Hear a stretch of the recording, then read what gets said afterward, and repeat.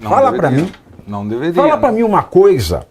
Qual é a seriedade desse país em que o Paulo Gonet, que estava num evento delatado, ele que está lá sentado para falar se ele aceita ou não a delação.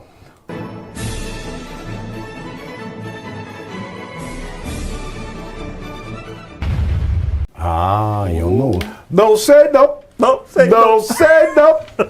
Não sei não. Será que teve vídeo? Não sei não. Não sei não. Será que tem... O engraçado é o Gonet tá na delação do... Eu queria saber... Então. Porque assim, delações é para ser sigiloso, né? Uhum. Mas todo mundo já sabe o que tem dentro do Vorcar. Uma coisa que a imprensa hoje passou com fontes para cá, fontes para lá. Agora, eu não acho que seja o corpo jurídico do Vorcar a fonte da proposta de delação. Eu acho que é alguém da PF ou da PGR tentando melar. Porque se tem esse encontro de maio de 2024 em Nova York, em que eles se reuniram para tomar Macallan e fumar um charutinho, e o Paulo Gonet estava lá, como é que o Paulo Gonet pode estar sentado para negociar essa delação? Fala para mim. Não deveria. Fala para mim uma coisa. Qual é a seriedade desse país em que o Paulo Gonet, que estava num evento delatado, ele que está lá sentado para falar se ele aceita ou não a delação. Ele é um delatado. Ao mesmo tempo em que esse delatado por que está ali em cima. Você vê que tem andamento rapidinho. Tudo do Vorcar tem andamento assim. Chegou o pedido do Vorcar, já tá todo mundo em cima e o delatado tá analisando. Aí vem uma delação substancial do Beto Louco para tratar de crime de sangue, inclusive, porque o PCC é toda a cadeia do crime. E aí o Paulo Gonet tá lá sentado em cima. É uma coisa muito louca. Uhum. É uma coisa que só se vê em regime ditatorial. É uma coisa que se vê no Brasil. O Brasil é uma ditadura? Não sei, mas democracia também não é. É alguma coisa nesse meio termo. É alguma coisa nesse meio termo. Aí tem gente que pergunta aqui no Caivano e Segre, tem gente que pergunta aqui no... Como é que o Pavinato ainda não está preso? Eu vou compartilhar com vocês, eu também não sei. Por quê? Eu também não sei. Qual foi o delito que você fez? Não, mas é justamente por isso. Você é jornalista. No Brasil, hoje, falar você não precisa ter... Basta falar. Basta falar. Hoje eu estava falando, antes de vir para cá, antes de sair de casa, eu estava falando com uma das pessoas mais poderosas da República. Certamente eu não vou dizer quem era, porque a gente estava falando reservadamente.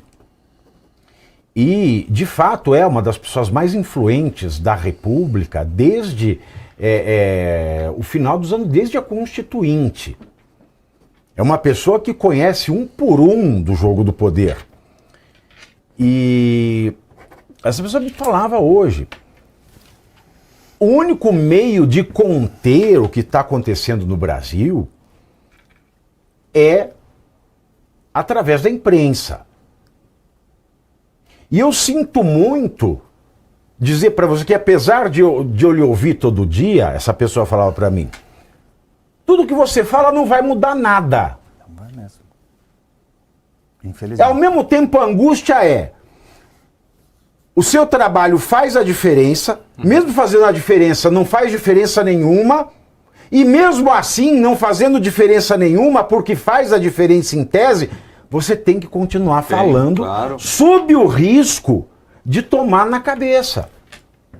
Com certeza. Igual o meu réu primário que está indo para a casa do vinagre, por conta de um desembargador que disse que uma menina de 13 anos não merecia a proteção legal do estupro de vulnerável, porque, vou abrir aspas, não se trata de nenhuma jejuna em matéria sexual. porque se dedica à prostituição, como se ela tivesse deliberado se prostituir. E um outro processo que eu tomei mais de 4 anos no outro processo, Caramba. que é o do Augusto de Arruda Botelho, que é o sujeito que era secretário nacional de Justiça do PT, quando Flávio Dino era ministro da Justiça. Então, uma relação direta e íntima com Flávio Dino. Ele era imediato do Flávio Dino no Ministério da Justiça. Aí o Flávio Dino sai do MJSP e vai para o STF. O Augusto de Arruda Botelho continua como secretário nacional de Justiça. Aí, em certo momento, um caso de mineradoras, um caso bilionário, caiu no colo do Dino para ser relator. O que aconteceu na mesma semana, dias depois, o Augusto de Arruda Botelho se exonera, pede exoneração da Secretaria Nacional de Justiça e vai advogar para uma das partes desse processo de bilhões das mineradoras, que está sendo relatado por seu amigo e ex-chefe, que ele era imediato, Flávio Dino. E aí, à época, ele foi ouvido pelo Metrópolis. Olha, você não vai consultar o Conselho de Ética da Presidência porque você saiu, não fez quarentena e já está aceitando um caso. Se você não vai fazer a quarentena que a lei pede, a lei manda que você consulte o Conselho da Presidência. Ele respondeu para o Metrópolis à época: não fui e não vou perguntar. E aí é claro que o comentador da notícia, no caso eu, acha estranho. Porque parece, quando uma pessoa não quer cumprir a lei e diz que não vai cumprir a lei, parece que isso é um esquema. E porque eu falei que parecia um esquema, eu tomei quase 5 anos de cadeia por caluniar esse sujeito que depois foi viajar de avião com o Toffoli para ver um jogo do Palmeiras, e no dia seguinte o cliente dele recebeu uma decisão favorável do Toffoli. E ele, Augusto de Arruda Botelho, que sai nominalmente no relatório da Transparência Internacional como um dos fatores, ele nominalmente é apontado como um dos fatores de descrédito da justiça brasileira.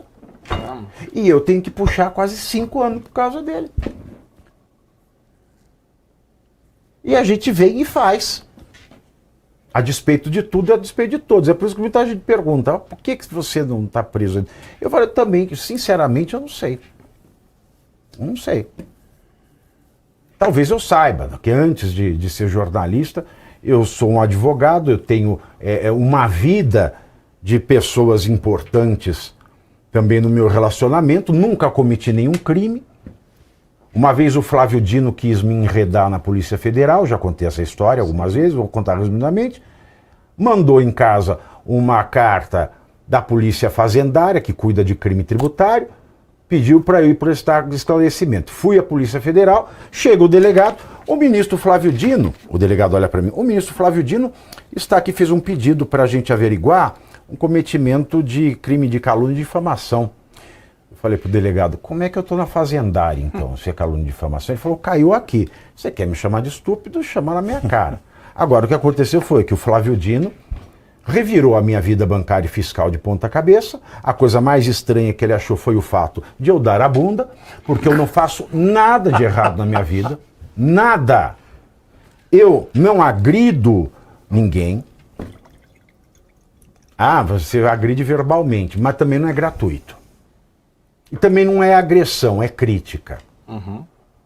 E se for agressivo, é porque o fato criticado é mais agressivo.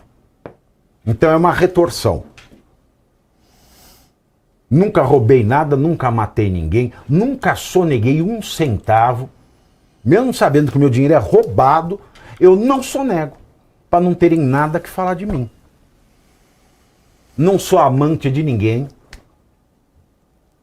Então, meus queridos, vida que segue. E tem um outro caso, porque se eu fosse uma pessoa venal, e o Brasil tem muitas pessoas venais, Tem gente no Brasil que construiu uma carreira como comunicador, que construiu um sucesso midiático, falando o que achava do Lula, falando o que achava do PT, criando termos como petralha, e que agora, porque foi para o outro lado, está intocável. Se eu fosse para o outro lado, eu estava intocável, mas eu me nego, não vou.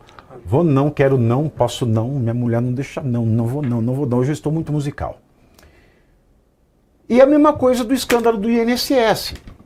Porque o que parece é que o governo Lula, ele está já apostando que já deu em pizza o negócio do INSS. Tanto que o ministro André Mendonça, ele cobrou da Polícia Federal o resultado das quebras de sigilo de investigados pela operação Sem Desconto, inquérito que apura descontos indevidos em aposentadorias e pensões do INSS. Um dos materiais cobrados por Mendonça foi o da quebra de sigilo da empresária Roberta Luxinger, amiga do Fábio Luiz Lula da Silva, ou Lulinha, que apesar do Linha é gordo igual uma capivara.